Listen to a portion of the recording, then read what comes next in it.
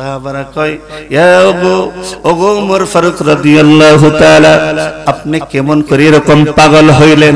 আমার নবীর একজন সাহাবী, আপনি তো ওই রকম উমর, কোন উমর?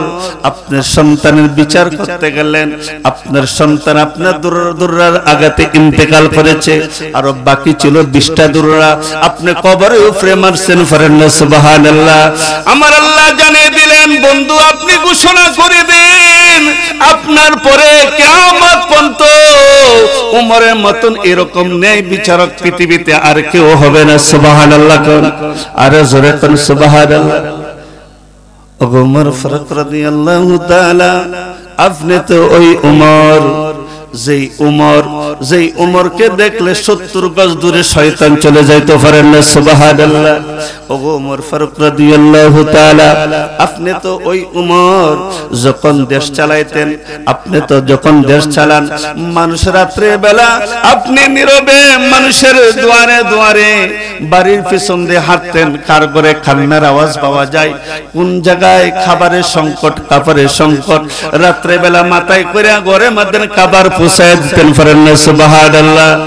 আপনি ওই উমর যখন জাহিলিয়াতের যুগে ওই এলাকার পানির ব্যবস্থা ছিল না, যুবতী মহিলাকে, যুবতী মেয়েকে যখন সাগরের মধ্যে ওই নদীতে খাড়া করা হয়তো, পানি উঠতো, ওই মেয়েটা মারা যাইতো, আপনার কাছে যখন খবর আসলো আপনি একটা চিঠি লিখলেন, চিঠিতে লিখলেন, নদীরে তুই যদি খোদার হুকুমে সৃষ্টি হইয়া থাকস আমার চিঠি পাওয়ার সাথে সাথে পানি দিবে, না হয় তুই নদীর সাথে আমি ওমরের যুদ্ধ হবে। ফরেন সুবহানাল্লাহ। চিঠিটা রাখছে, রাখার সাথে সাথে এরকম পানি ওঠা শুরু হয়েছে, নদী ভরপুর হয়ে গেছে। ফরেন না সুবহানাল্লাহ। ও ওমর আপনাকে এমন কোন কষ্টের কথা বলি নাই, আঘাত দেয়া এমন কোন কষ্টের কথা বলি নাই, আপনি এরকম ভাবে কাঁদতেছেন, কারণটা কি? ওমর কই নবীর চরণেতে সারা জীবন আমি থাকবো। বলেন না নবীর চরণেতে সারা জীবন আমি ভালোবেসে নবীজিকে হৃদয় মাঝে ধরে রাখবো। নবীর চরণেতে সারা জীবন আমি থাকবো। বলেন না নবীর চরণেতে সারা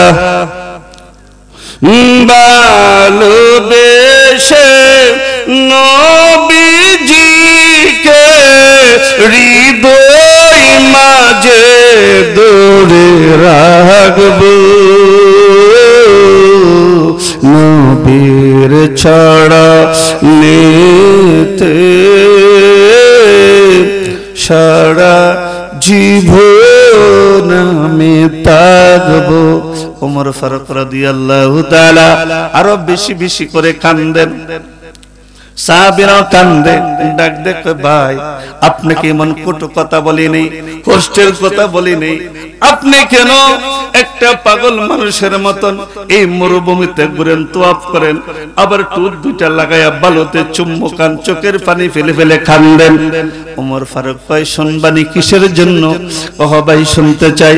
ওমর ফারুক রাদিয়াল্লাহু তাআলা ডাক দেখো ভাই আমার নবী পর্দা করেছেন, যখন আমি ওমর নবী দেখতে মন চাই আমি পাগলের মতো ওই মরুভূমিতে ছুটে আসি, ওই জায়গা তোয়াফ করি, আর দুইটা টুট মোবারক লাগায়া চুমু খাই, নবী দেখার স্বাদ মিটাই। ফরেন না সুবহানাল্লাহ। সাহাবারা কয় ভাই কেন কেন, এখানে কি আছে? ওমর ফারুক রাদিয়াল্লাহু তাআলা ডাক দেখি ভাই আমার নবীর কদম মোবারক সরাসরি দেখেছি আমি ওমর, এই জায়গা আমার নবীর কদম মোবারক রাখছে, এই জন্য আমি ওই দিনেই ওই ওই জায়গা পাথর দেয়া, ওই জায়গাটাকে আমি হেফাজত করেছি, ডেকে রেখেছি। যখনই আমার নবী দেখার স্বাদ জাগে, নবীর জন্য প্রেমের জ্বালা শুরু হয়, আমি দৌড়ায় আসি, আইসা দুইটা কদম, দুইটা চরণ, দুইটা টুট মুবারক ওই জায়গা লাগায়া দিই, আমার নবী দেখার স্বাদ মিটে যায়। ফরেন সুবহানাল্লাহ, একটু দরুদ শরীফ পড়েন। আল্লাহুম্মা সাল্লি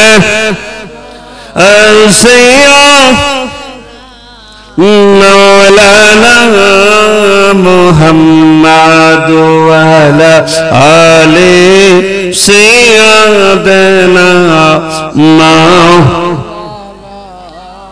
বাবজিরা, বন্ধুরা আমার, যদি আমরা নবীর পাগল হই, নামাজ পড়ার পর নবীর ভালোবাসা যদি থাকে, তাহলে আমাদের কোনো চিন্তা, কথা বলে না, আমাদের কোনো চিন্তা, তাহলে নবী প্রেম লাগবে। এটা কার কথা? আল্লাহর কথা। ফরেন সুবহানাল্লাহ। আমার আল্লাহ কয় মান ইতিউর রাসূল ফাকাদ আতা আল্লাহ। আমাকে যদি পেতে চাও, আমাকে যদি অনুকরণ করতে চাও, আমার মন্দিরা বন্ধুকে অনুসরণ করো, অনুকরণ করো, আমি আল্লাহকে মানা হয়ে যাবে। ফরেন সুবহানাল্লাহ। বাজাল্লা বন্ধুরা আমার, আরেকজন নবীর পাগলের কথা বলে নেই। এমন দেশে দুইটা যুবক ছিল, নাম ছিল আবু মুসলিম কাওলালী রাহমাতুল্লাহি আলাইহি। আমার নবীকে ভালোবাসতেন, আমার নবীর প্রতি প্রেমের পাগল ছিলেন। নবীকে দেখে নাই, নবীকে দেখে নাই, নবীকে না দেখা নবী নবী গান করে। ফরেন সুবহানাল্লাহ, বলেন আল্লাহর নবী, ও নূরের নবী গো, আপনি নবী আমার জীবন। বলেন না আল্লাহর নবী, ও নূরের নবী গো, আপনি নবী আমার জীবন। পাগলা দুইটা নবী নবী কয়, নবী নবী গান করে। ইয়া রাসূলুল্লাহ, নাম শুনিয়া পাগল হইছি, চোখে দেখি নাই, কবে যাব মদিনা, সরাসরি আপনার চেহারা মোবারক দেখব। ফরেন সুবহানাল্লাহ। যুবক দুইটা হাঁটতে হাঁটতে মদিনাতে চলে আসছে। আয়েশা ডাক দিয়ে কই, ইয়া রাসূলুল্লাহ, ইয়া হাবিবাল্লাহ, আমরা দুইটা যুবক, এমন দেশে বাড়ি, আমাদের রাজা ইহুদি, আপনার নাম মোবারক শুনতে পারে না, আপনার বিরোধিতা করে, আমরা প্রকাশ্যে আপনার কলমা পড়তে পারি না, আপনার প্রশংসা করতে পারি না। ইয়া রাসূলুল্লাহ, আপনার হাতে কলমা পড়ার জন্য আসলাম। ইয়া রাসূলুল্লাহ, দেরি করিয়েন না, এক্ষুনি আমাদের কলমা পড়ায়া ঈমানদার বানায়া দেন। ফরেন সুবহানাল্লাহ।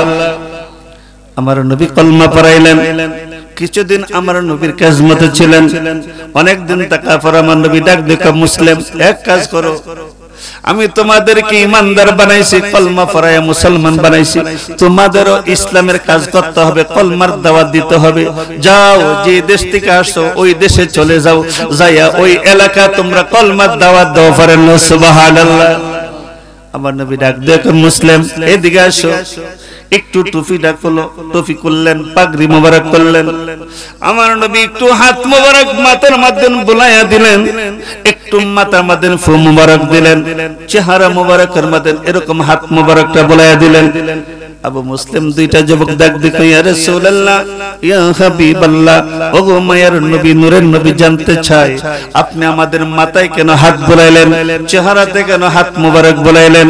আমার নবী ডাক দেখো, মুসলিম রে, যেহেতু আমি নবীর কলমা গ্রহণ করেছ, কত অত্যাচার, কত আঘাত আসবে, এই আঘাতগুলা যেন সহ্য করতে পারোস, এই জন্য আমি রহমতের নবী, রহমতের হাত বুলাইয়া দিলাম। ফরেন সুবহানাল্লাহ।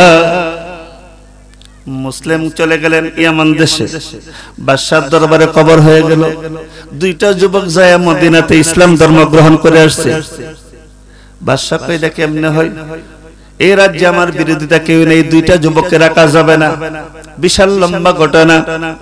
দুইটা যুবককে আঘাত করলেন, রক্তাক্ত করলেন, শরীর দিয়ে বিভিন্ন জায়গাতে রক্ত বের করলেন, চামড়া উঠাইয়া ফেলাইছে। তারপরে নবী নবী করে বলে, আল্লাহর নবী, ও নূরের নবী গো, আপনি নবী আমার জীবন। বলে না আল্লাহর নবী, ও নূরের নবী গো, আপনি নবী আমার জীবন।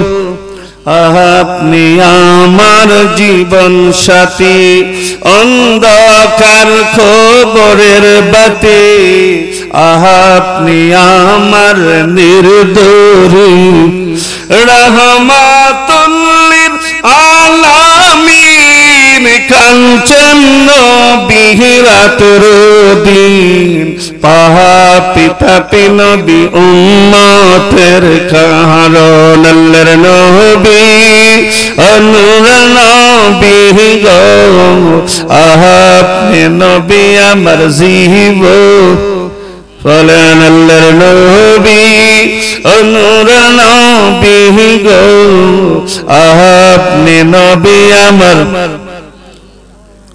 পাগলা দুইটার এরকম রক্তাক্ত করলো, আর নবীর গান বেশি বেশি গাই পড়েন না সুবহানাল্লাহ। বাজানরা বন্ধুরা আমার, উজির নাজির ইহুদি বাদশাকে পরামর্শ দিল, বাদশা এইভাবে কাজ হবে না, তাদেরকে আগুনে পুরাইয়া মারতে হবে। বাদশা ডিক্লেয়ার দিল, এই রাজ্যে যারা আছো ডিক্লেয়ার দাও, আমি বাদশা সবার কাছে লাকড়ি চাই। বুড়া জন, চেংরা, পুরুষ মহিলা সবাই একটা দুইটা করে লাকড়ি লয়ে যায় বাদশাকে দেখার জন্য। মুসলিম এই দুইটা যুবককে আগুনে জ্বালানোর জন্য 70 টন লাকড়ি হইল, এবার আগুন জ্বালাইল। মুসলিম দুইটা যুবককে বান্দিয়া যখন আগুনে পালবে, দুইটা যুবক হাসা শুরু করেছে, সুবহানাল্লাহ। আগুনের মধ্যে দুইটা যুবককে রশি লাগাইয়া যখন আগুনে নিক্ষেপ করলো, বাদশা কই কাজ হয়ে গেছে, এই দুইটা যুবক আর বাঁচবে না। 2 দিন 3 দিন হয়ে গেল, 2 দিন 3 দিন পর আগুন শেষ, লাকড়িও শেষ।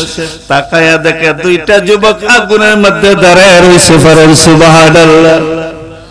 ডাক দেখো বাদশা, ও বাদশা ডাক দেখো মুসলিম, তোমাদেরকে যখন আঘাত করলাম মাটি ছিল, রক্ত ছিল, কিন্তু জামার মধ্যে রক্ত নাই, মাটিও নাই, তোমাদের চেহারা একটু কালো কালো মলিন ছিল, চেহারা উজ্জ্বল হয়ে গেছে, কাপড়গুলা পরিষ্কার হয়ে গেছে, কারণটা কি? মুসলিম ডাক দিয়ে কই, বাদশা, ও ইহুদি বাদশা, শোনো শোনো, এই দুনিয়ার আগুন তো দূরের কথা, আশিকে রাসূল যারা নবী প্রেমিক হয়, দুনিয়ার আগুন তো দূরের কথা, জাহান্নামের আগুন স্পর্শ করতে পারবে না। পারেন সুবহানাল্লাহ, আর জোরে বলেন সুবহানাল্লাহ। তাহলে নবীর প্রেমিক হইলে, নবীর পাগল হইলে দুনিয়ার আগুন তো দূরের কথা, জাহান্নামের আগুন স্পর্শ করতে পারবে। সেই জন্য লাগবে 1 নম্বর নামাজ, পাশাপাশি আমার রাসূলের ভালোবাসা। কথা বলেন ঠিক কিনা বাবাজিরা বন্ধুরা? হযরত আয়েশা বলছে, আমি শেষ করে দিচ্ছি, শেষের একটা কথা বলে আমি শেষ করে দিচ্ছি, আর 4 মিনিট আছে। যদি রাসূলের ভালোবাসা থাকে, মহব্বত থাকে, আপনি ঈমান নিয়ে কবরে যাইতে পারবেন। বলে সিদ্দিকুর রহমান, এটা কেমনে কথাটা কয়ে ফেস লাগাইলেন? আমার নবীর দরবারে একটা ইহুদি যুবক প্রতিদিন আমার নবীর কদম মোবারকের গোলামি করতেন, সুবহানাল্লাহ। যোহর, আসর, মাগরিব, এশা, ফজর কয়েক হইছে 5 ওয়াক্ত। আধা ঘন্টা আগে মসজিদে নববীতে দাঁড়ায় থাকতো। রাসূল কখন আসবেন জুতা মোবারকগুলা নিয়ে এরকম বুকে মধ্যে জড়ায় রাখতো, আর জুতা মোবারকগুলা মুইসা দিত, পারেন না সুবহানাল্লাহ। আবার রাসূল যখন বের হইতেন জুতা মোবারকগুলা ফরায়ে দিতেন, সুবহানাল্লাহ। সাহাবীরা কয়, রাসূল কেন বলে না যুবক তুমি কলমা পড়ো না কেন? ও যুবক তুমি নামাজ পড়ো না কেন? কারণটা কি? সাহাবারা জল্পনা কল্পনা। আমার রাসূল বেশি জানে না সাহাবারা বেশি জানে? একথা কর না, কে বেশি জানে? আমার রাসূল বেশি জানে। কথা বলেন ঠিক কিনা? 7 বছর হয়ে গেল, হঠাৎ করে যুবকটা আসে না। আমার নবী, আবু বকর যুবকটা অসুস্থ, চলো আগামী কালকে তাকে তুমি দেখতে যাব। সুবহানাল্লাহ। এটা অনেক লম্বা ঘটনা, আমি সংক্ষেপ করে হুজুর আয়েশা বলছে। সকাল বেলা গেলেন, যায়া দেখে যুবকটা মাটিতে শুয়ে রইছে। আমার নবী যায়া সেরে না বইসা, খাটে না বইসা, যুবকটার মাথার পাশে বসে গেছে, পড়েন না সুবহানাল্লাহ। ইহুদি সন্তানের মাও কান্দে, বাবাও কান্দে, আমার সন্তানকে মুসলমানের নবী কত ভালোবাসে, রাজা বাদশা যার চেয়ে ইজ্জত বেশি, ওই মদিনার কামলেওয়ালা আমার ঘরে এসে মাটিতে বসছে, সুবহানাল্লাহ। একটু পরে এরকম হাত মোবারক রাখলেন, হাত মোবারকটা সরায়া পারলেন, মুখ মোবারকটা মলিন হয়ে গেল। আবু বকর কয় রাসূলকে জীবনে এই অবস্থা দেখিনি, কারণটা কি? একটু পরে বলতেছে যুবক দেরি করে না, পড়ো লা ইলাহা ইল্লাল্লাহ মুহাম্মাদুর রাসূলুল্লাহ সাল্লাল্লাহু আলাইহি সাল্লাম। যুবক একবার মার চেহারার দিকে তাকায়, আরেকবার বাবার চেহারার দিকে তাকায়, আরেকবার আমার মদিনা কামলিওয়ালার চেহারা মোবারকের দিকে তাকাই, ডাক দেখতে মা তুমি 10 মাস 10 দিন আমাকে পেটে ধারণ করেছো, আজকে 60 বছর যাবত মদিনা কামলিওয়ালার কদম মোবারকের জুতা মোবারকের গোলামি করতেছি, কিন্তু তোমাদের ধর্মে মধ্যে চুলকানি মাখি নাই, আমি তোমাদের ধর্ম বাদ দেইনি, রাসূলের প্রেম ভালোবাসা বাদ দেইনি। ও মা আমি জানতে চাই ওইদিকে তোমাদের কেউ ভালোবাসি, কিন্তু তোমাদের চেয়ে বেশি ভালোবাসি মদিনা কামলিওয়ালাকে, উনি আমাকে করমাল তারকিন দিচ্ছে। ও মা আমি কি তোমাদের ধর্মে থাকবো না, আমার নবীর কলমা পড়ে ঈমানদার হয়ে যাব? মা ডাক দেখে বাবা দেরি করিস না, দেরি করিস না, যে নবী তোকে এত ভালোবাসে তুই ওই নবীকে এত ভালোবাসো, ওই নবীর কলমা পড়ে তুই ঈমানদার হয়ে যা। পড়েন সুবহানাল্লাহ। কলমা পড়াইলে একটু পর আবু বকর সিদ্দিকে আমার নবী এরকম হাত মোড়ে, আবু বকর তুমি বাহিরে আসো, আমি রাসূল জানি তোমার মনে কি প্রশ্ন। সুবহানাল্লাহ। আমি রাসূল জানি তোমার মনে কি প্রশ্ন। সুবহানাল্লাহ। ফাসায়ারাল্লাহু আমালাকুম ওয়া রাসূলুহু ওয়াল মুমিনুন, আল্লাহ দেখে আমার রাসূলও দেখে, ঈমানদার মুমিন বান্দা ওলি আল্লাহর দেখে। সুবহানাল্লাহ। অস্বীকার করার কোনো সুযোগ? এবার ডাক দেয়া বলছে আবু বকর এই যুবকটা আমি রাসূলকে 60 বছর ভালোবেসেছে, কদম মোবারকের গোলামি করেছে, আমি যখন গেলাম যায় দেখে মালাকাল মউত আজরাইল তার মাথার পাশে বসে আছে। আমি রাসূলকে ভালোবাসনি ওলা যুবকটা বেঈমান হইয়া জাহান্নামী হইয়া মারা যাবে, আমি রাসূল কেমনে সহ্য করি? এজন্য মালিকের দরবারে কিছুক্ষণ সময় চাইলাম, মালিক আমাকে সময় দিয়েছে, আমি আজরাইলকে দূরে সরাইয়া রাখছি, এই পাক দিয়ে তাকে কলমা পড়াইয়া ঈমানদার বানায়া জান্নাতি বানায়া আমি আজরাইলের হাতে তুলে দিলাম। কার মেরে বলে সুবহানাল্লাহ। তাহলে যদি নবী প্রেম ভালোবাসা থাকে, আমাদের দুনিয়া এবং আখিরাতে কোনো চিন্তা আল্লাহ তাআলা আমি গুনাহগার সহ সবাইরে কবুল করুক, সকলে বলেন আমিন। আমি তো এই এলাকার সন্তান, ঠিক কিনা বলেন? ছোটখাটো আমার এলাকায় অনেক সময় কথা বলি, আমার কথা সব সময় শুনতে পারবেন, কিন্তু আজকে যারা আসছেন, যিনি আসলে আজকে প্রধান বক্তা, প্রধান অতিথি যিনি আসছেন, ওনার মতো আলেম পাওয়াটা খুব কঠিন। 1 বছর আগে দাওয়াত দিতে হয়, কিন্তু আল্লাহ তাআলা আমাদের ভাগ্য ভালো। দেখবেন হুজুর কি আলোচনা যে করে, কি আলোচনা, সারা রাত আলোচনা করা, তারপর মন চাইবে না উঠে যাইতে।